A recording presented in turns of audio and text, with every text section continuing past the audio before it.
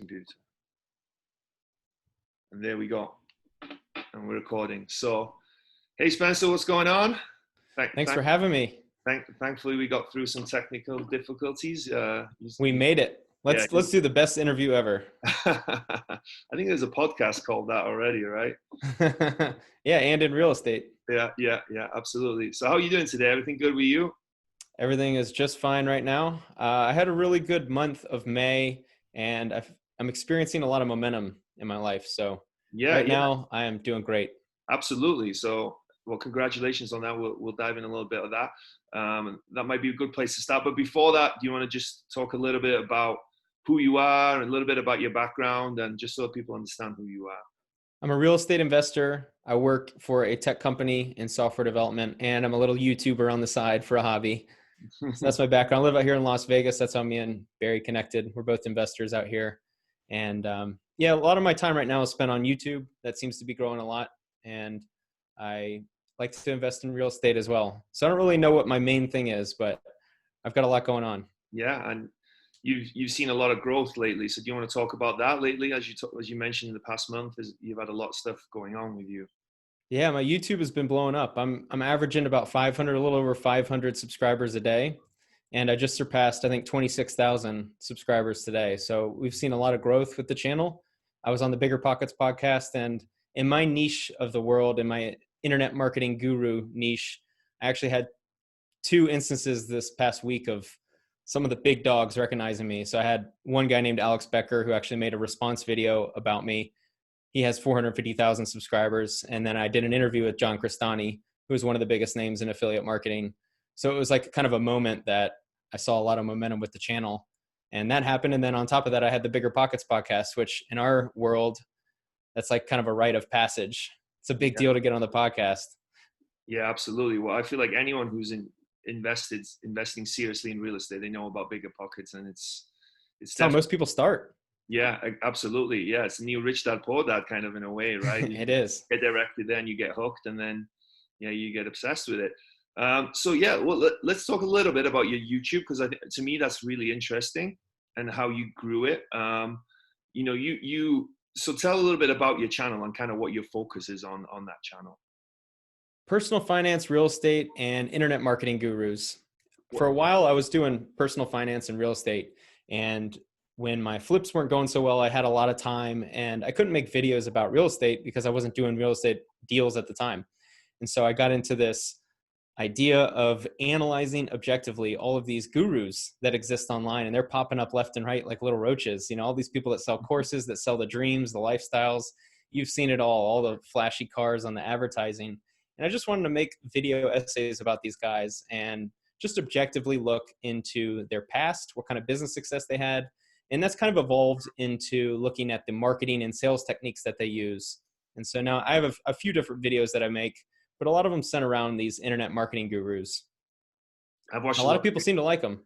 Yeah, I've watched a lot of videos. Yeah, and it's interesting. It's because, like you said, these gurus, they kind of get put on a pedestal and nobody really questions, and everyone wants to be like them. And it's good in a lot of ways, because a lot of people believe in it and gives them belief that they can achieve big things. But at the same time, it's if they're not being truthful about how they got their success, even if they even have any success outside of that, it's important that someone shines a light on that and that people realize who these people really are. And I think, are you one of the few that actually does this? Yeah, they're popping up more now because of, I think, the success of a couple of us. So CoffeeZilla has kind of been the big dog. There's another guy named Mike Winnett in Europe that's done it. And then myself, I think I'm kind of like the third biggest by subscriber count. But there's definitely a movement. I think a lot of people are getting upset at the way these guys can market their products, because there's essentially no gatekeeper. There's no one that's really a standard. You have the FTC, that's the regulatory body, but they just don't have the resources to go after all these guys. And really, a lot of these guys are making $1 million a year, which, to me and you, that's a significant amount of money. But to the FTC, they're not even close to getting on their radar compared to the $1 billion scams that exist in America or across the world. So I think that's the main issue with the industry right now, is just that there's no regulatory body to really enforce the rules. So these guys get on and they figure out the formula. There's a very simple template that these guys use for everything they do, the webinars, the advertisements, all of that. and they can basically hype dreams. And when you realize the scalability of the internet and how much money they make, that's what draws some of these people in. Yeah, yeah. And it's almost preying on some people's vulnerability, you know, because everybody who's kind of listening to these videos and, you know, like us investing in real estate, they have goals and ambitions. They're not just on there just to watch. And some people might, you know, they might be in a tough part of their life, and they, you know, financially they might be struggling, and they might believe in these, like you said, charlatans. And great word, by the way. And, you know, and it's not truthful, and it's not, you know, that the goal might not be achievable. So I commend you for going, you know, for letting people know about these gurus per se. So that's great of you. Yeah, I think it's really important. And what I've wanted to kind of dive into as well is just marketing and sales. You know, that's a very important part of business in general, you know, whatever area you're in. I kind of want to be the shining light on, and a lot of it's just my opinion, but a lot of what I say is in line with, excuse me, what the FTC says of what's ethical and unethical. And so I like to, in addition to criticizing, I like to, you know, bring some value and talk about what they do and kind of dive into the psychology of marketing and sales. Yeah, very, very cool. So you were on was it this week or last week? Bigger Pockets, your episode. I think it was last week when it aired. It's kind of tricky because we filmed before, so I can't remember when, but yeah. Okay. But the main reason they wanted to have you on was to talk about two of your deals, I believe, more than anything. I listened to the episode last night, and I think you kind of focused on two of those deals, even though you've done other deals. So what was the reason they had you on? If people haven't heard of you before and haven't heard your story. Losing 60K. I actually think it's closer to 70K, but yeah, the title is Losing 60K on my first two flips. Yeah, it was on a forum post you made, or a blog post you made, right? Yeah, I made a forum post on the Bigger Pockets forums, and the producer found the post, liked it enough, and it was perfect timing. They were looking for an episode on deals gone wrong or just deals that didn't turn out well, and so they happened to reach out to me because I made a popular post right at that time. Yeah. So you want to talk briefly about that? There's some other stuff I wanted to talk to you about, but yeah, if do you want to dig into that a little bit, and you know, you might be tired of telling people this story because it might hurt every time. It's like ripping off. It's been like 18 months. I know, man. It's like, thankfully the Band-Aid's gone now, and it's all filled in. You know, the skin has renewed, but there's still a scar. Yeah, it's okay. I essentially lost 60K, probably closer to 70K on two flips. I invest in Cincinnati, Ohio. And it was just the deal gone wrong, just in every way possible. It's unfortunate, real estate, and something that doesn't get talked about as much because you mostly hear about all the success stories. But things can go wrong, and they can go wrong really quickly. And essentially what happened is I hired the wrong contractor, and a house of cards was created. I was way too leveraged with bad debt, very expensive hard money loans. And when you hire a bad contractor, it becomes really, really expensive to fix the mistakes they made. And I essentially ran out of money. So I'm flipping houses. My first two houses are being flipped 2,000 miles away, and I run out of money. So there's a lot of details in there, but that's the macro level. Yeah. Yeah. And, you know, it's been said before, I think, but it's brave of you to mention, because it's easy, you know, everybody wants to brag about their deals and say how well they did, but it's another thing to kind of be honest and say, this is what happened to me, and this is where everything went wrong. And I think you're quite forthcoming in admitting your mistakes. You know, again, you know, that takes a real man to be able to say that sometimes, because nobody wants to admit that they're wrong a lot of times. But, you know, that's how you grow, unless you realize your mistakes and you're willing to admit it as well. That's how you grow, you know. And I think, you know, from listening to your story more and more, you were also let down. You made some mistake, but everyone makes mistakes. I think you were let down by people a lot as well, you know. We naturally put trust in people, and when you're new to something, you put trust in people. And you know, I look around and I see a lot of people that run a business that way, and that's generally how businesses are run. Is you put trust in employees, you put trust in your co-founder, you know. And every now and then there's a bad egg in the bunch, and that's when you see really bad things happen. Yeah. Well, it's unfortunate, but it happens. Yeah, I'm sorry it happened to you, but you know, as I've said to you over text before, I think this is just going to propel you to bigger and better success. Because if you can make it through something like this and still be hungry and still want to be in real estate, and the lessons that you've learned, well, you can the only way is up, really, right? So Yeah, it's certainly. Yeah, I think what's maybe I'm built differently or wired differently. I don't know. It's like if you ask someone, "Hey, what did you have for dinner last night?" That's kind of how I react to losing money in real estate. So like to me, it was just like, okay, it was just a bad meal. I had a deal going wrong. I lost a bunch of money, basically lost everything I had. But that's whatever. It's just a bad meal last night. Tonight there might be a great meal at a steakhouse. yeah, So for me, it's just like, all right, I lost that money, whatever. I can move on. This is a fun game to play, and sometimes I'm a risk taker, so sometimes you take L's. yeah, The game is fun when you can start getting the W's. yeah, absolutely. And what's the other option, right? You want to be in real estate. What's the other option? Just working your 9 to 5 for the rest of your life? Yeah, I didn't spend 2 years, networking and educating myself to then back out when something went wrong. Yeah, absolutely, absolutely. So you've also done 3 other deals, I believe. You have your house hack, the condo that you bought, and the 4-unit multifamily properties that you want. So seeing as my focus is mainly multifamily, you want to talk us a little bit more about the 4-unit that you bought? Because that's an Oh interesting man. story as well. Yeah. That one is a nightmare too. I seem to, yeah, only take on deals with headaches. Yeah, that one I wrote mailers. It was my first time trying to find off-market properties. So I wrote mailers, handwritten mailers to property owners. This was November of 2017. And out of all the people that responded, I had one that wanted to sell. And it just so happened I was able to convince them of seller financing or seller carry when there's no mortgage on the property. And so essentially from like December 2017, which is when we both agreed to all the terms, it didn't close until December of 2018, so a year later. And that was essentially my first investment property. And so I was new to that one as well. There were a lot of things I did wrong and just a lot of things that were put on my plate that I wasn't used to.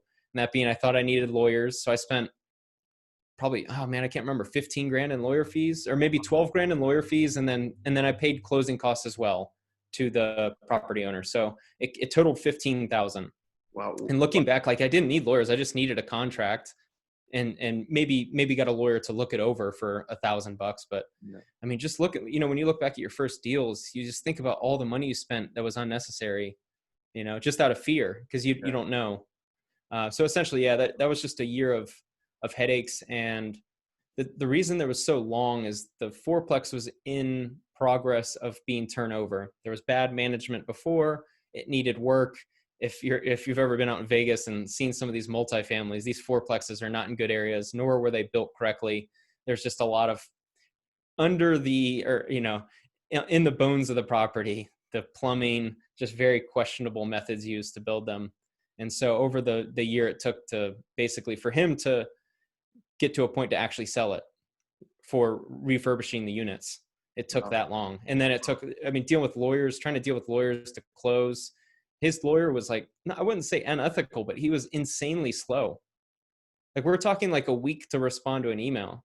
Like there was a time where we had the contract, we had terms of the contract, we send it over. It took something like a week or two to respond with like, oh, on point D, we need to change this word.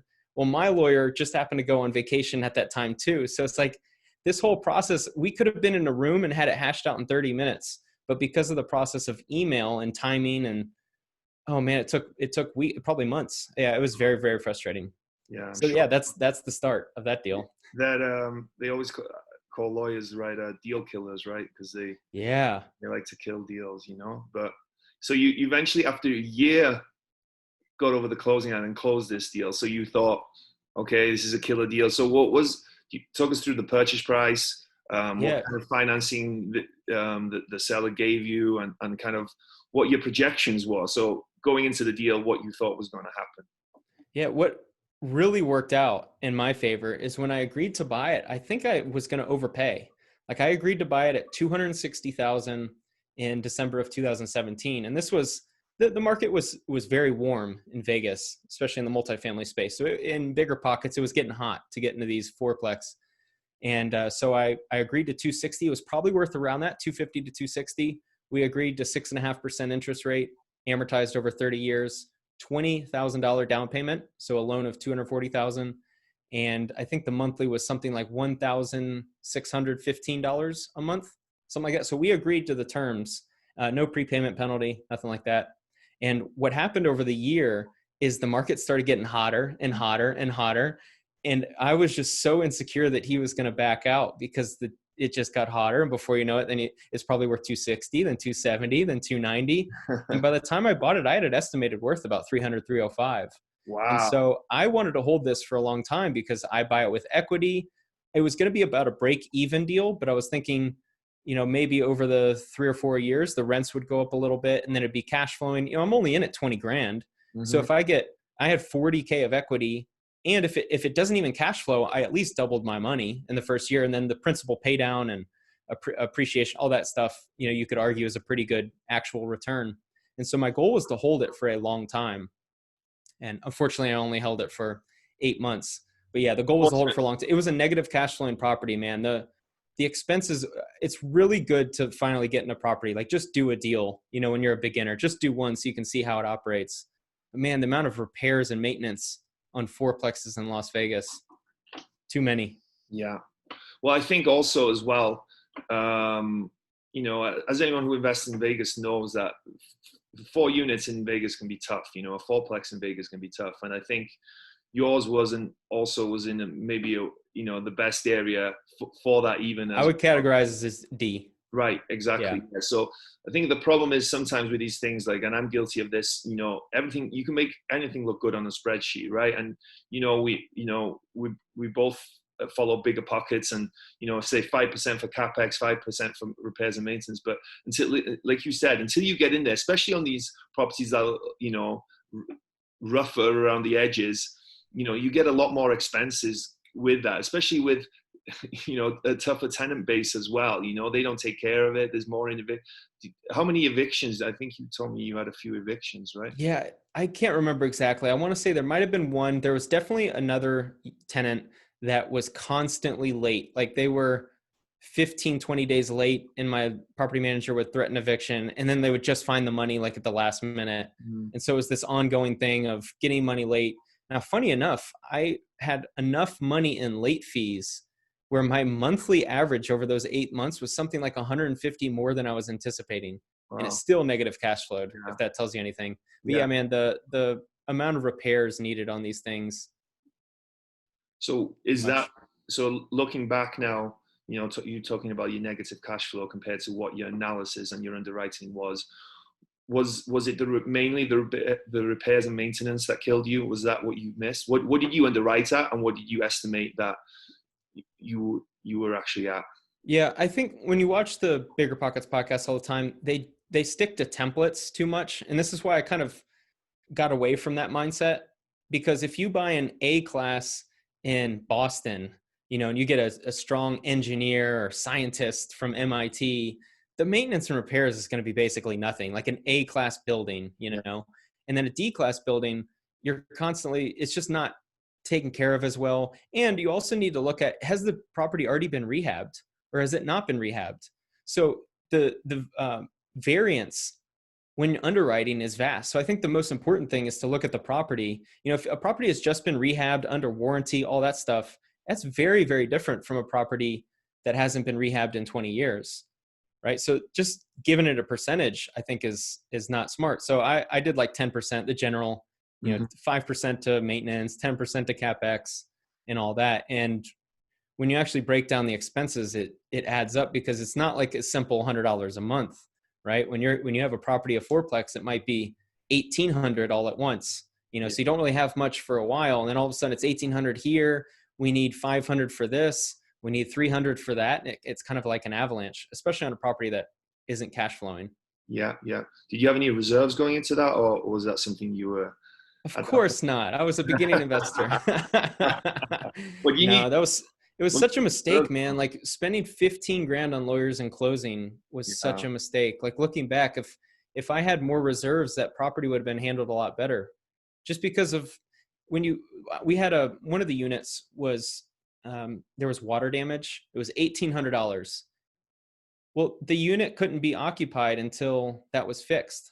So thankfully it worked out that I sold it right around then. But that's just an example of, I didn't have the $1,800 to fix it, and I couldn't get a tenant in that unit until I fixed it. Well, I didn't have the money. And then I also had to fix, there was some concrete issues out front. something that you just don't think about or underwrite. Like, what do you allocate to concrete? Well, there was a hole, and the insurance company was going to give me a year of insurance, but at that year, they were going to have to see that that was fixed, or they wouldn't keep insuring me.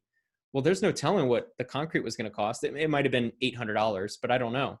Yeah. You know, when you're a beginning investor, you just don't know. Yeah. Yeah. And that's why reserves is so important, you know, but you don't think. I was the same. I was the same. I wanted to spend every last penny I had to buy as much real estate as possible. And, you know, like you said, until you experience that yourself, and, you know, that pain, you don't realize how important reserves are. And, you know, once you start listening to a lot of stuff and hearing a lot of smarter people talk about it, they all talk about reserves as being one of the most crucial factors. So, yeah, but, you know, it's another good lesson learned.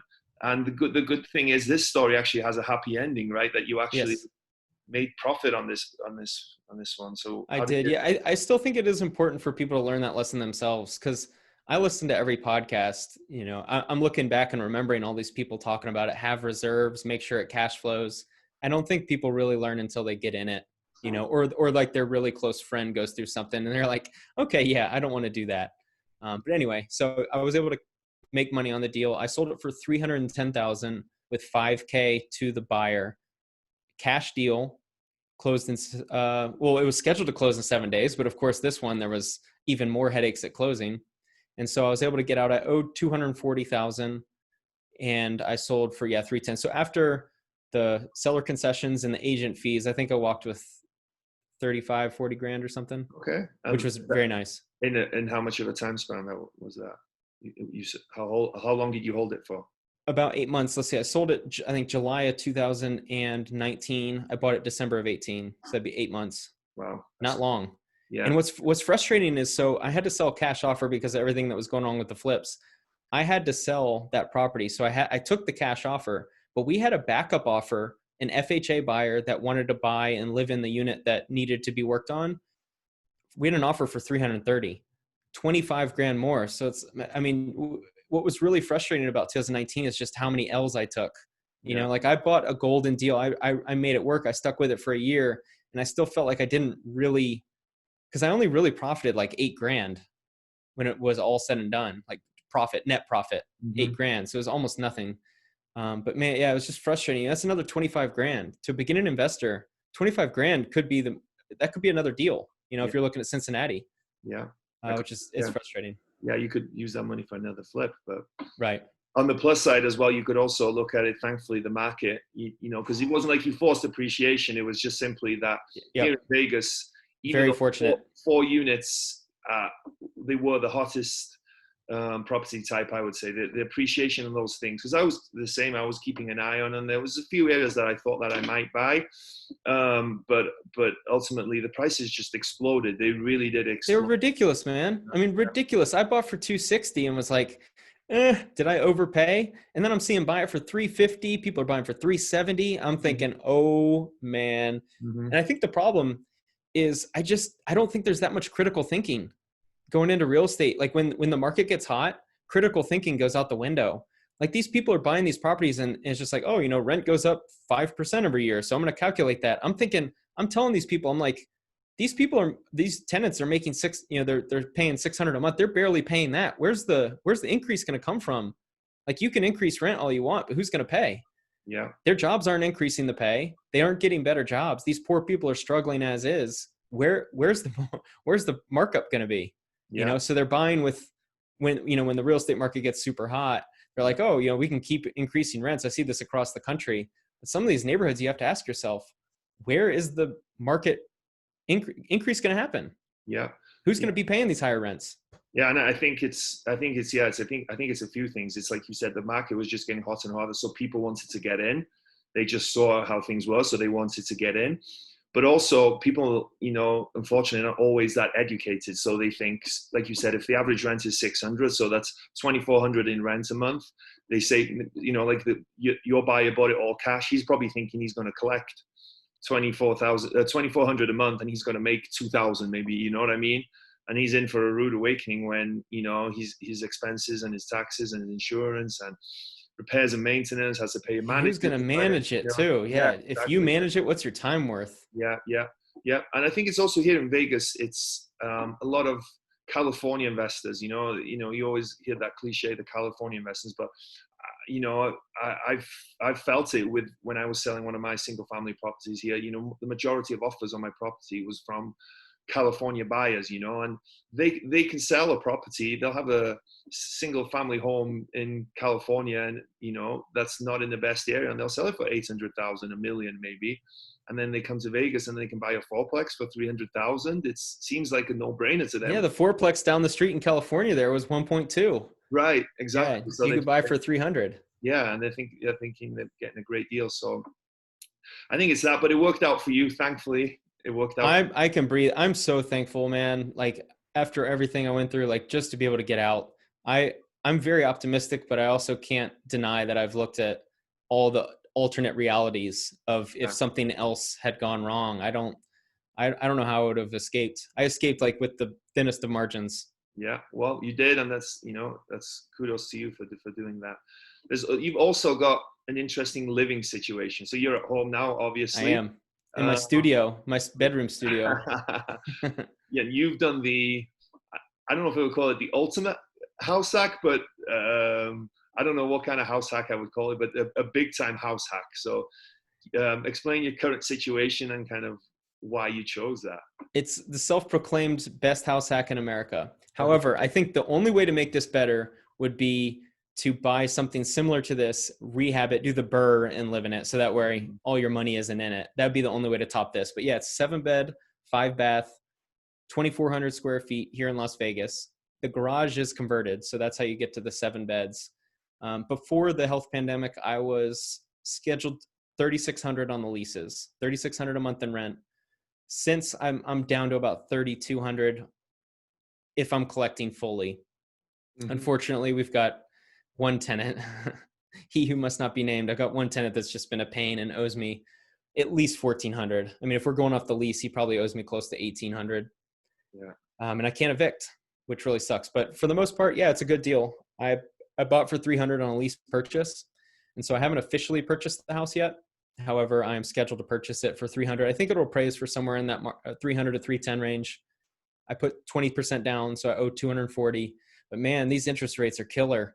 If I can buy with a 3.1 or 3.2 interest rate, I mean, I'll be looking at, so I pay $160 for internet. It'll be about $150 a month for electric. Utilities, let's call it $100. So I'm all in, what's that, like $350 or so? Mm-hmm. $1,200 for PITI. I mean, it's going to be maybe $1,600, $1,700 a month when I'm able to actually purchase it. So you're looking at, with me living in it, I'm going to be in the $1,500 to $1,700 a month cash flow range. Wow. I'm living in it. Yeah. So living for free and making that money. So what, you're making money to live there? Yeah. Like if you count, let's say hypothetically, I mean, even when I was living in kind of a lower income area, I was probably spending $900 a month to live. Let's just call it $900. So you add in $1,500 at the house, $900 opportunity cost is $2,400, and the principal pay down is $400 a month for the first year. So it's going to be about a $2,800 a month, a true earnings per month, $2,800. Yeah, that's incredible. Pretty wild. When you consider in the tax benefits of owning real estate and the debt pay down and whatnot, it's just a home run. So think about it like this: like if it cash flows, let's say $20,000 a year. Let's just make a simple number. If you want to make 5% on your money, that means someone would have to deploy $400,000 to make the cash flow that I do. Mm-hmm. Think of how crazy that is. Yeah, that is. And I was able to do it on 60,000. Yeah. The only thing with that is you have 6 roommates, housemates. So I'm slowly getting better. Yeah, there's plenty of headaches. I won't deny that. I had one tenant die. I had one that I had to call the cops on a couple of times. He was a pain. I had to evict his girlfriend because it was just an absolute terrible situation. And then I've got another one now that owes me somewhere in the 1,800 range. And so there's definitely headaches. I won't deny that. But what's been nice is I've slowly built. It's almost like it's taking over a company in a way where you kind of come in and you get some managers out. You bring some new ones in, you invest in the infrastructure. So your cash flow might not be that great for the first 2 years, but you're setting yourself up really well. And I'm going through that now. I'm putting a lot of money into the house to kind of take away a lot of people's concerns. I put in a solar attic fan, which by the way, out here in Vegas is an amazing purchase, $565. So anyway, so I'm putting money into the house to basically make the house more efficient, get better tenants, get more consistent tenants that pay. Yeah. Well, they always say never admit that you're the owner, right? When you're trying to self-manage your property, but you have no choice. I'm here living with them. Yeah. Well, with the tenants, as you're saying, you're sort of slowly turning over that tenant base. That's an interesting dynamic in terms of how do you screen the tenant? How do you decide if a tenant's a good fit for that? Do you introduce them to the other tenants? Those are good questions. And this is something that is like an inexact science, because I don't handle this in a similar fashion to other tenants, but I'm taking tenants that are going to have red flags. That's just, someone moving in with 6 other people, right? This is not going to be a person that's making 50 grand a year and not it doesn't have something there where they can't get their own apartment, right? And so I generally have very specific questions that I ask before I even meet them. This is through Facebook Messenger, Craigslist, whatever medium they reach out to me from my listing. And so I ask very, very specific questions. I make it very clear what I'm looking for. And then when they come in person, I'm judging them. I have to get a good feel for them. What's this person like living there? And I make it very clear what it's like to live in this house and what I'm looking for. These are very specific rules. I say very clearly, I want someone who's quiet. I do not, the biggest pet peeve of mine is noise. I will evict you if there are noise issues, meaning you play loud music or you play, you're just loud and have unruly friends coming over. And so I think that's a way to screen it when you set it from the start. And I think the key is I'm offering them a great opportunity. These are people that might not have the down payment needed for apartments. They might not have the ability to afford living on their own. And so they can move into a place that's furnished. It's pretty nice on the inside. And I live here. So you're dealing with the manager directly. I'm not some faceless property manager that's going to screw you. I don't really charge late fees. I don't do a deposit. I just do the first month, move in, pay, and then just start paying on the first every month.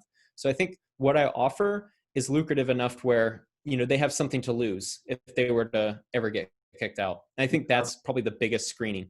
Yeah, absolutely. And you're providing something for them, just like you said, and for them to mess that up, it probably isn't worth it for them. You'd hope so anyway. Yeah. What's tricky about being a landlord, and this is a word that a lot of people don't like using, and that is control. And when you're a tenant, you want to have control. You don't want to feel like the landlord has this control over you. But I tell you, when you become the landlord, you understand the value of it. And I'm not this manipulative person, evil person. I'm not at all. I'm actually very pro-tenant. But the more control you can have as a landlord, the better it's going to go. And what I mean by control is when you're offering them something of so much value that they don't want to lose it, you then kind of have control of their behavior. And what I mean by that is, don't destroy anything. If there's any problems, please come to me. If you're unable to pay, please come to me and talk to me, those kind of things. But they're going to pay on time. They're going to behave. They're going to follow your rules. And it makes for an easier living situation. Yeah, absolutely. Well, you've definitely got such a very interesting story in real estate. You've been through. I know, like I've only taken on, I think 5 deals, but I feel like I have the stories to match someone with like 30. Like some people get into real estate and it's like they don't really have many headaches from the start. Yeah. I guess it's just luck, is nothing else. But it builds character. For sure. It's bodes well for the future, I think, just in terms of the lessons learned, if nothing else. Now, with that, what does the future hold for you? What's your next move? Where do you see yourself going with this? I realized my biggest mistake was not partnering with something in Cincinnati. So I've very thankfully throughout my losses, I was able to develop some connections. And I think these people that up in Cincinnati that I dealt with, I think a lot of them did respect me, that they knew how troubling my situation was, and I still was able to make it out. So someone with my lender, very high up in my lender, the structure of my lender's company, he actually left and is now wholesaling. So I'm looking to partner with him, which would be perfect because very experienced, connections to private money, connections to contractors, knowledge of the market. He's the ideal partner that I've been looking for. And so I'm looking to team up with him. We'll discuss that in a couple months when I get back in the game. But my anticipation is one deal in 2020 in Q4, maybe like a BRRRR, imagine like a single family BRRRR or maybe a simple flip, and then maybe 4 to 6 in 2021. 4 to 6 deals, by the way. Yeah. I'm not looking at specific asset classes like 1 unit, 4 units, whatever. It's more at the mercy of him. And we'll come up with a game plan. I've also got a few other connections up there that might want to do 50-50 on flips. And so it'll be a very deal by deal basis, but 100% I'm going to be in on Cincinnati, rehab projects only, hopefully rehab and holds. Cool. Well, I have no doubt that you'll be a success. I have nothing but faith in you, and you've been letting me in on what's been going on along the road, and you've been kind enough to help me in a few situations, because I also own a property in Cincinnati. I think we're both keen on Cincinnati. I think it's a good market. Oh, we got to keep it quiet. It's a very underrated market. We can't let people know about it. Unfortunately, I think it's the cat's out of the bag by now. I think that's kind of an issue, unfortunately. But yeah, it's definitely a great market. So thank you so much for taking the time today. Before we go, you want to plug your YouTube channel? Sure. Yeah. Spencer Cornelia. Yeah. It's just my name. I'm pretty easy to find. Yeah. Hopefully people that find it enjoy it. It's not real estate focused, but I think there's a lot to learn with marketing and sales and advertising. And I kind of hope to educate on the channel as well. So if anything, maybe you'll learn something. Yeah. And if people wanted to reach out to you, are you on Instagram? Facebook or LinkedIn is the easiest. Account? Which one? The OnlyFans account? No, TikTok. TikTok. Not much dancing for me. So same Facebook, and then LinkedIn as well. LinkedIn and Bigger Pockets as well, right? Yeah, man. I'm everywhere. I'm pretty easy to find. Cool. Well, thank you so much for taking the time today. And yeah, I wish you nothing but success. And as things are easing here, we'll have to get together for coffee or lunch or something. So my treat. For sure, man. Thank you.